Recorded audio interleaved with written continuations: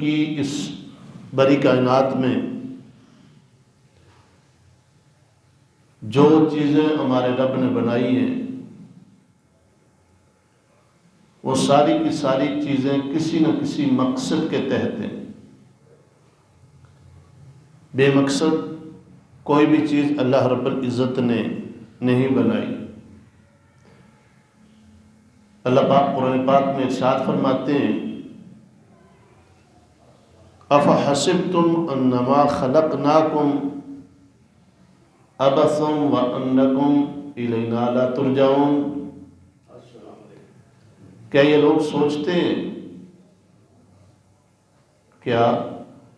سوچتے ہیں کہ ہم نے یہ ساری کائنات بے مقصد پیدا کر دی ہے؟ فرمایا نہیں، اس کے بنانے کا ایک مقصد ہے، مدعا ہے۔ تو جس طرح چھوٹی سے چھوٹی چیز بھی ہمارے گھر میں ہو تو ہم اسے سنبھال لیتے ہیں، بھائی کسی موقع پہ کام آئے گی، اس کو سٹور میں رکھ لو، اس کو الگ سے سنبھال لو۔ تو ہمارے گھر میں پڑی ہوئی چھوٹی سے چھوٹی چیز بھی بے مقصد نہیں ہے، تو اللہ رب العزت نے بھی یہ کائنات جو بنائی ہے یہ بے مقصد نہیں ہے، کوئی نہ کوئی اس کا مقصد ہے۔ اور وہ مقصد کیا ہے کہ یہ جو انسان ہے، اللہ رب العزت نے ساری کائنات اس انسان کی خدمت کے لیے بنائی۔ کائنات کی ہر ایک چیز خواہ وہ ہمیں نظر آتی ہے یا نظر نہیں آتی، اللہ رب العزت نے ڈائریکٹ یا انڈائریکٹ ہر ایک چیز کا تعلق اس انسان سے کسی نہ کسی درجے میں جوڑا ہوا ہے۔ یہ انسان اشرف المخلوقات ہے، ساری مخلوقات سے فائدہ اٹھاتا ہے۔ اب اس انسان کو بھی جس طرح باقی چیزیں اللہ نے بنائی بے مقصد نہیں بنائی، کوئی مقصد تھا، اسی طرح یہ جو حضرت انسان ہے اس کو بنانے کا بھی اللہ رب العزت کا ایک مقصد تھا۔ وہ مقصد کیا تھا کہ یہ ساری کی ساری مخلوق سے فائدہ اٹھائے، اور فائدہ اٹھانے کے بعد اپنے خالق و مالک کو پہچان کے اس کی معرفت حاصل کر کے اپنے رب کی عبادت کرے۔ جس وقت یہ اپنے رب کی عبادت کرے گا گویا اس نے اپنی تخلیق کا مقصد پہچان لیا۔ اللہ نے 1,24,000 انبیاء کرام بھیجے اور سارے نبیوں کا یہی مشن تھا، سارے نبیوں کا ماٹو منشور یہی تھا کہ لوگوں کو رب کی پہچان کراتے تھے، ساری انسانیت کو رب کی طرف بلاتے، اللہ رب العزت کا تعارف کرواتے۔ اب اس کے لیے اللہ رب العزت نے سب سے آخر میں اپنے پیارے حبیب صلی اللہ علیہ وسلم کو مبعوث فرمایا۔ آپ صلی اللہ علیہ وسلم نے اعلان نبوت فرمایا، اور پھر اللہ رب العزت نے اپنے پیارے حبیب صلی اللہ علیہ وسلم کو جس معاشرے میں مبعوث کیا تھا، جن لوگوں میں مبعوث کیا تھا، اب میں کسی عام کتاب کا حوالہ نہیں دیتا، نہ کسی سیرت کی کتاب کا، نہ کسی تاریخ کی کتاب کا، بلکہ اللہ رب العزت کے قرآن سے پوچھتے ہیں کہ وہ معاشرہ کیسا تھا جس معاشرے میں اللہ آپ نے اپنے پیارے حبیب کو بھیجا۔ تو اللہ رب العزت ارشاد فرماتے ہیں وَإِن كَانُوا مِن قَبْلُ لَفِي ضَلَالٍ مُبِينٍ۔ فرمایا میں اللہ نے جس معاشرے میں اپنے محبوب صلی اللہ علیہ وسلم کو بھیجا تھا، وہ معاشرہ، وہ سوسائٹی، وہ لوگ جہالت کی کھلی گمراہیوں میں پڑے ہوئے تھے۔ اب حضور نبی رحمت صلی اللہ علیہ وسلم نے آ کے انہیں تعارف کرایا اپنے رب کا، آپ خود سوچئے کہ وہ لوگ کتنے جہالت کے گڑھے کے اندر ہوں گے، کتنی پستی میں ہوں گے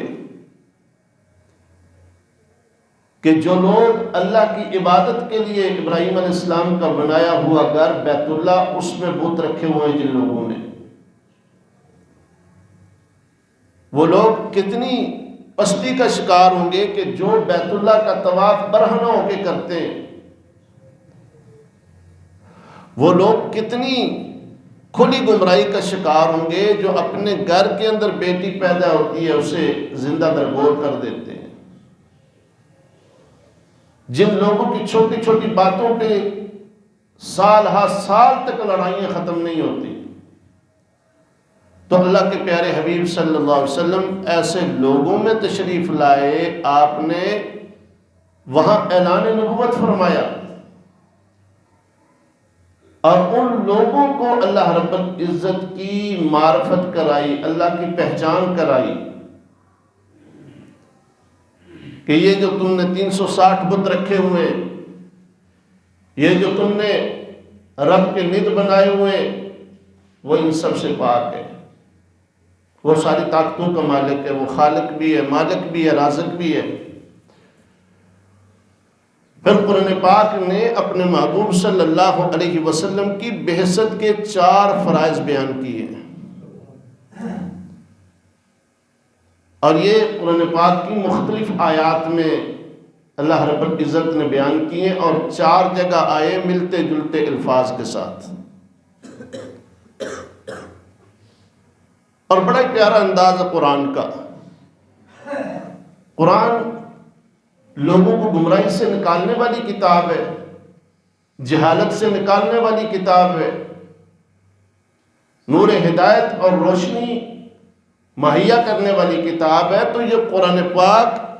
بڑے بلیغ انداز سے، بڑے پیارے انداز سے اور حکمت و برے انداز سے اپنے پڑھنے والوں کو، سننے والوں کو مخاطب کرتا ہے۔ انداز دیکھیے کتنا پیارا ہے، فرمایا لقد من اللہ، تحقیق پکی بات ہے، اللہ نے تمہارے اوپر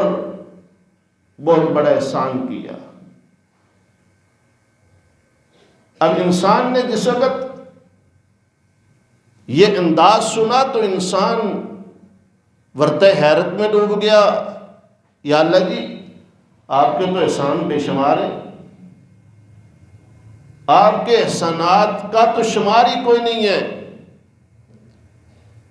جب ہم اوپر دیکھتے ہیں تو آپ کے احسان، سامنے دیکھتے ہیں تو آپ کے احسان، زمین کی طرف دیکھتے ہیں تو آپ کے احسان، دائیں دیکھتے ہیں بائیں دیکھتے ہیں، حتیٰ کہ اپنے جسم کو دیکھتے ہیں، جدھر دیکھیں احسانات ہی احسانات ہیں۔ یا اللہ جی آپ کون سے احسان کی بات کر رہے ہیں اور کن پہ احسان کیا؟ فرمایا لقد من اللہ علی المؤمنین اذ بعث فیہم رسولا، فرمایا بے شک یہ سارے احسانات میرے ہی ہیں، ساری نعمتیں میری ہی ہیں، لیکن میں باقی لوگوں سے خطاب نہیں کر رہا، صرف مومنوں سے خطاب ہے کہ اے مومنو تمہارے اوپر اللہ کا احسان ہوا۔ اذ بعث فیہم رسولا، وہ احسان کیا؟ فرمایا میں نے اپنا پیارا حبیب تمہیں دے دیا، اپنا پیارا محبوب رسول تمہیں عطا کر دیا۔ اب دنیا کا قانون و اصول تو یہ ہے نا کہ کوئی کسی کو اپنا دوست نہیں دیا کرتا، کوئی کسی کو اپنا محبوب نہیں دیا کرتا، تو یہ بہت بڑا احسان ہے مومنوں پہ کہ اللہ نے اپنا محبوب انہیں عطا کر دیا۔ اذ بعث فیہم رسولا من انفسہم، تمہارے اندر تنہیں میں سے رسول اس لیے بھیجا، اللہ اکبر، یعنی کہیں اور سے نہیں بھیجا، کسی دوسری مخلوق سے نہیں بھیجا، اس لیے کہ تمہاری اس سے مناسبت ہونا، تمہارے ساتھ اٹھنے بیٹھنے والا، 40 سال تمہارے اندر گزارنے والا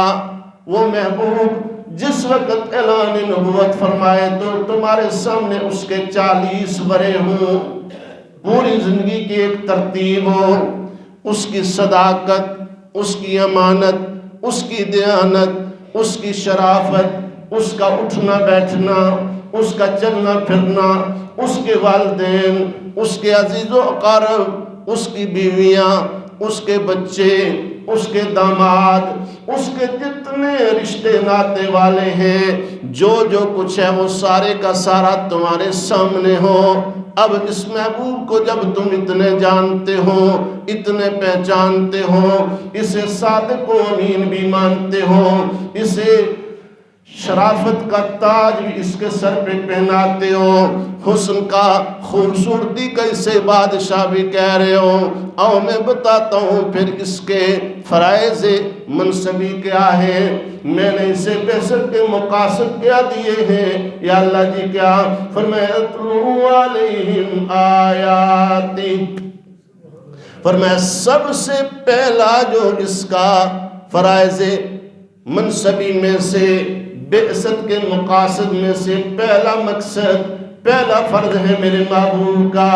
وہ یہ ہے کہ یتلو علیہم آیاتی، یہ قرآن کی آیات کی تلاوت کرتا ہے، قرآن کی آیات کی بولیے تلاوت کرتا ہے۔ اب کتنے لوگ ہیں جو کہتے ہیں طوطے کی طرح فر فر پڑھنے کا کیا فائدہ جی، قرآن پڑھو تو سمجھ بھی آنی چاہیے، اب اس کی مخالفت کرتے ہیں، لیکن اللہ رب العزت نے ترتیب یہ رکھی، فرمایا پہلے اسے سیکھو، پڑھو، اس کی تلاوت کرو، اور میرے اور آپ کے پیارے نبی صلی اللہ علیہ وسلم نے ارشاد فرمایا، میرے صحابہ جس طرح کپڑا میلا ہو جاتا ہے، جس طرح لوہے کو زنگ لگ جاتا ہے، اسی طرح انسانی دل بھی زنگالیود ہو جایا کرتے ہیں۔ یا رسول اللہ کپڑا میلا ہو جائے تو صابن سے سرف سے صاف کرتے ہیں، لوہے کو زنگ لگ جائے تو لوہار کی بٹھی میں رکھ کے اس کا علاج کرتے ہیں۔ یا رسول اللہ یہ دل تو اندر ہے نا، اب اس تک تو ہاتھ نہیں پہنچتا، نہ کوئی دنیا کا صابن، نہ کسی بٹھی میں اسے گرم کر سکتے ہیں، اب اس کا میل کچیل، اس کا زنگ کیسے اتاریں؟ میرے اور آپ کے پیارے نبی صلی اللہ علیہ وسلم فرمایا، اے علی میرے ماننے والوں کو بتا دو نا، اس دل کا زنگ دور کرنے کے لیے 2 چیزیں اختیار کریں، وہ 2 چیزیں اختیار کرنا میرے غلاموں کا کام ہے، دل کے زنگار کو ختم کر دینا اللہ کا کام ہے۔ کتنی چیزیں بولیے؟ 2 چیزیں۔ پہلی چیز فرمایا اپنی موت کو کثرت سے یاد کیا کریں، موت کو کیوں یہ آ کے رہے گی، اینما تکونوا یدرککم الموت ولو کنتم فی بروج مشیدہ، فرمایا یہ موت ہر ایک کو آئے گی نا، اگر تم مضبوط قلعے بنا لو، ان قلعوں میں پناہ لے لو، ان میں چھپ کے بیٹھ جاؤ، تب بھی موت سے بچ نہیں سکتے۔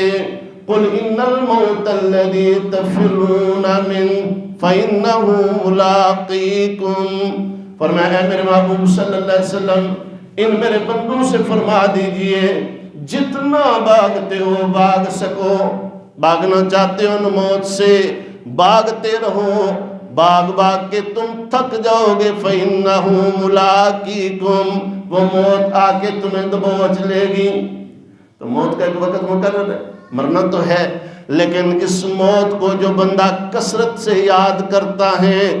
اپنے مرنے کی فکر کرتا ہے، میں نے مرنا ہے، میں نے قبر میں جانا ہے، میدان محشر میں رب کے حضور کھڑا ہونا ہے، فرمایا پہلی یہ چیز ہے کہ جو بندے کے دل کے زنگار کو دور کرتی ہے، اور دوسرا فرمایا تلاوت قرآن، یہ ایسا عظیم نسخہ ہے کہ یہ دلوں کو پاک کرتا ہے، دلوں کو پاک کرتا ہے۔ جتنا تلاوت کلام بڑھے گا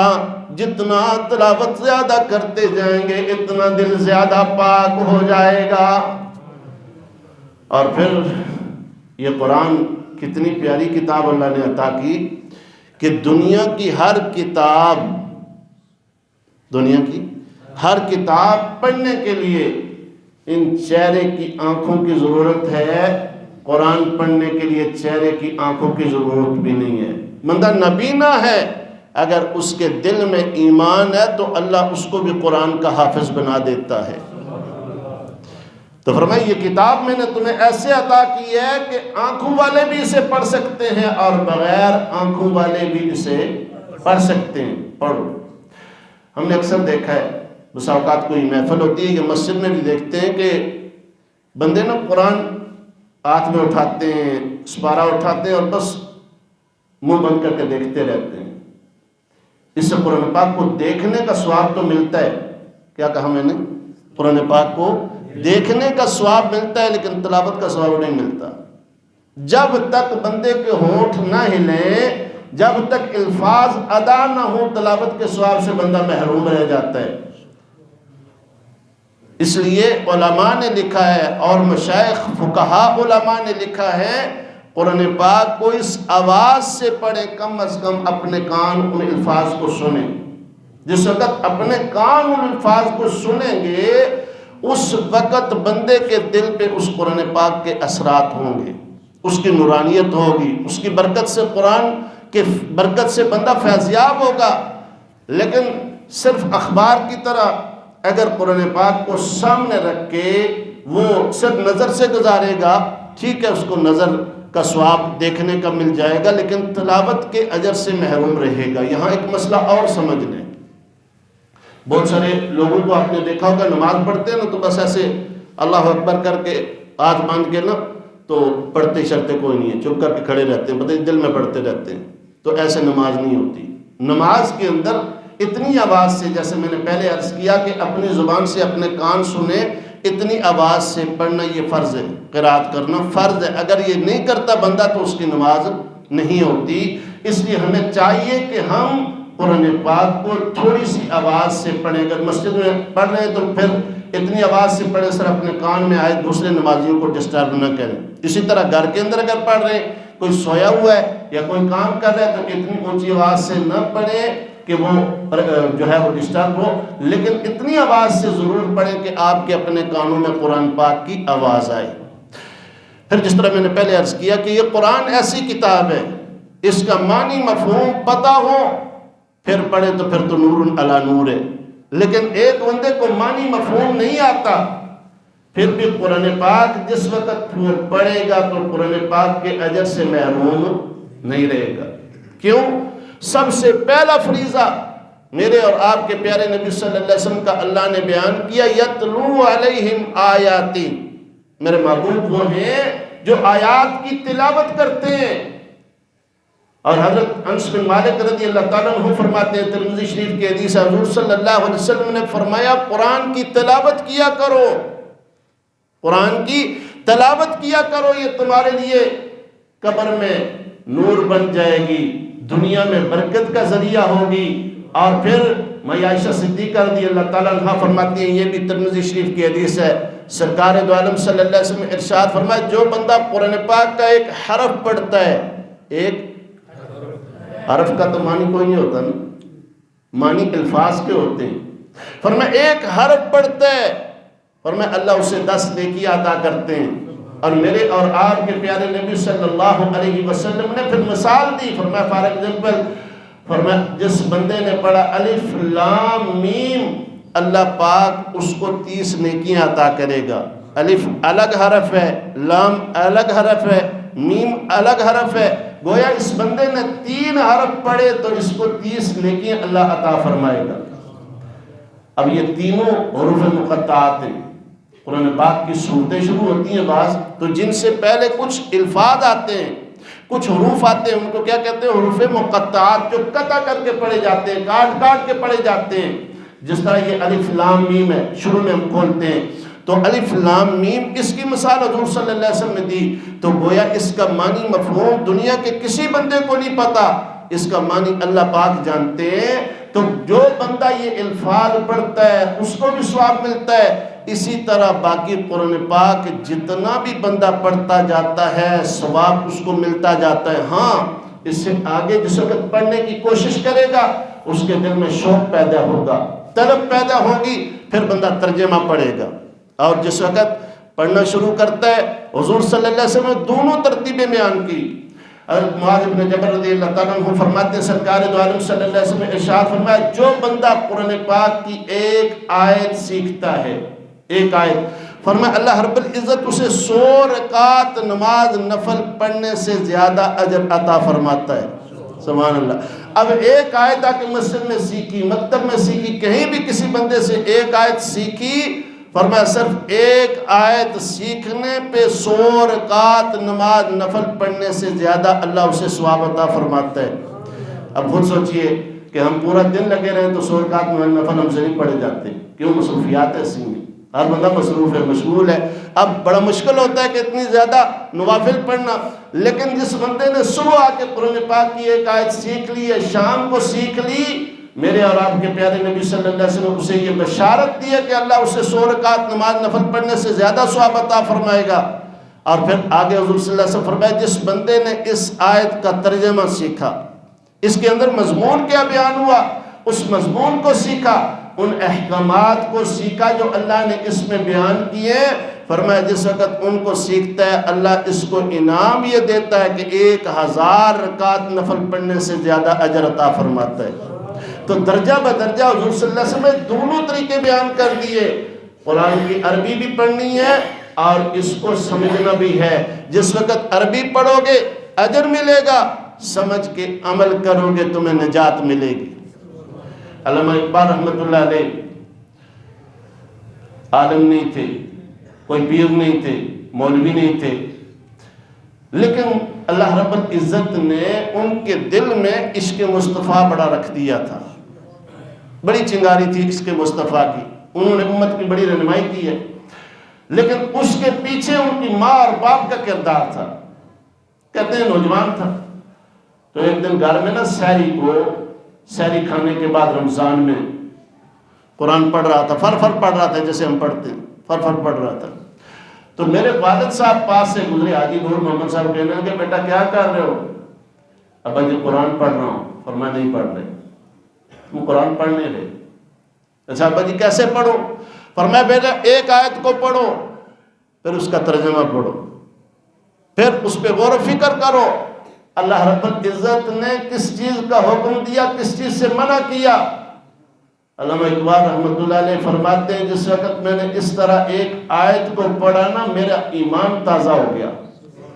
میرے دل کے اندر ایمان نے انگڑائی لی، ارے یہ اللہ کی کتاب ہے اور اس کو ایسے بھی پڑھ سکتے ہیں۔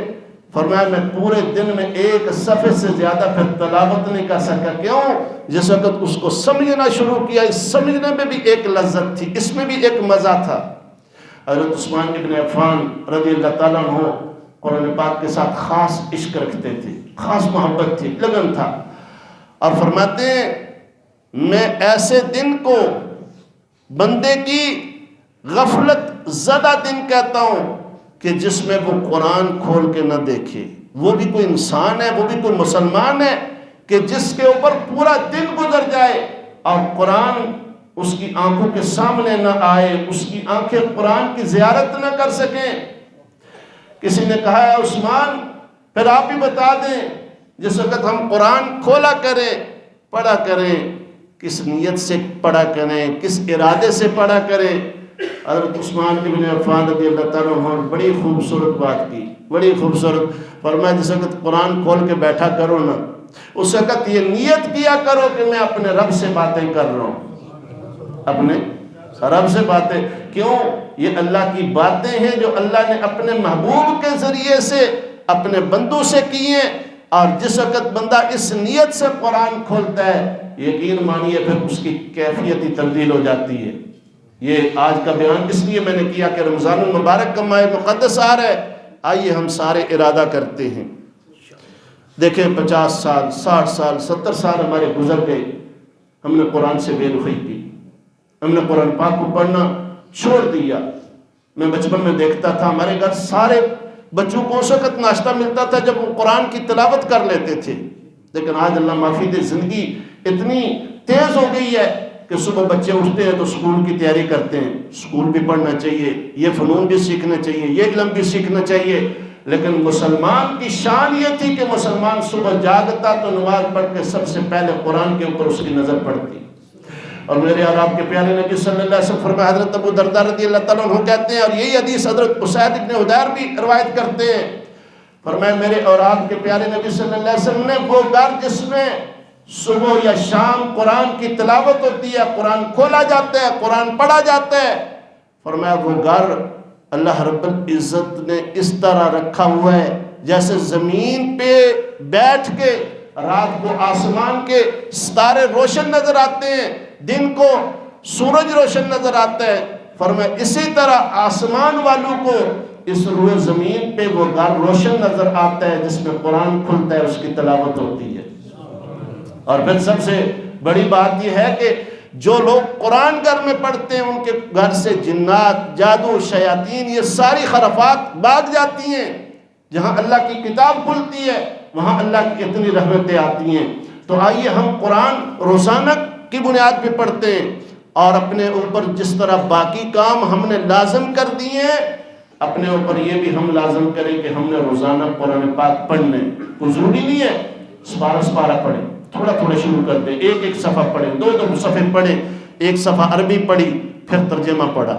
دیکھا میرے رب نے میرے ساتھ کیا اس میں بات کی ہے، اللہ پاک مجھے کیا کرنے کا حکم دیتے ہیں، کس سے منع کرتے ہیں، اب پڑھنا شروع کیجئے، دیکھیے آپ کا ایمان کتنا تازہ ہوگا۔ اور اس پڑھتے ہوئے نیت آپ نے کی ہے پڑھنے کی، پورا قرآن پڑھوں گا، کیوں؟ اللہ کی باتیں اللہ نے جو اپنے محبوب کے ذریعے سے مجھ سے کی ہیں، پورا قرآن پڑھنے کا ارادہ کیا، چند صفحے پڑھ سکا، چند سپارے بندہ پڑھ سکا، فوت ہوا تو پورا قرآن پڑھنے کا ثواب اللہ عطا فرمائے گا، کیوں؟ اس کی نیت تھی نا۔ تو اللہ ہم سب کو عمل کی توفیق عطا فرمائے۔ وما علینا الا البلاغ، سنتے پڑھ لیجیے۔